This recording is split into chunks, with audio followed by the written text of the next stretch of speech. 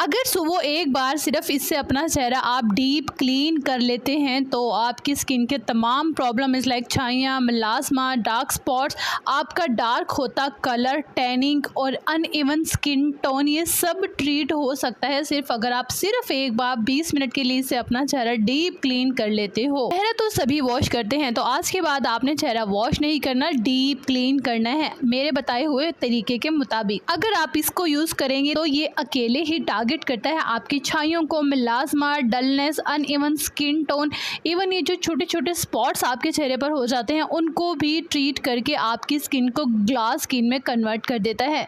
अब हमें चाहिए होगा एक अदद लेमन को बारीक कट कर लीजिए और इसके जो छिलकों में विटामिन सी होता है हमें वो भी चाहिए होगा, तो आपने पील ऑफ नहीं करना, आपने इसके पील्स के साथ ही इसको बारीक कट कर लेना है। सेकंड हमें चाहिए होगा एक अदद रेड टमाटो।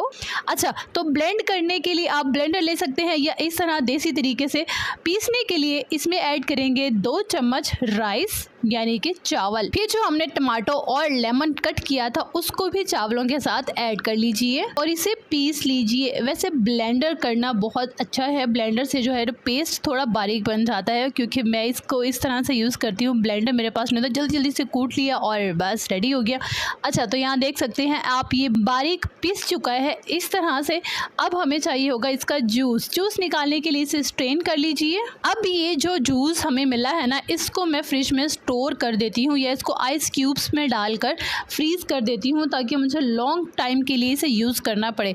अच्छा, डेली मैं क्या करती हूँ, अगर आपकी स्किन बहुत ज़्यादा ऑयली है, एक्नी प्रोन है या नॉर्मल है या आप मुल्तानी मिट्टी लगाने के आदी हैं, तो आप लेंगे 1 चम्मच मुल्तानी मिट्टी और साथ में ऐड कर देंगे ये टमाटो जो हमने जूस रेडी किया था वो ऐड कर देंगे और मिक्स करके स्मूथ पेस्ट बना लेंगे।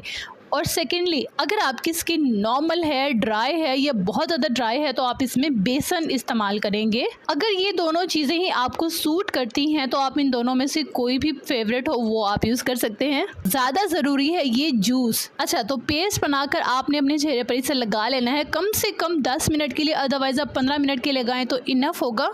15 मिनट के बाद ज़रूरी नहीं है कि आपका पैक, आपका फेस मास्क जो है वो ड्राई होना बहुत ज़रूरी है। अगर आपका थोड़ा सा वेट भी है तो इट्स ओके।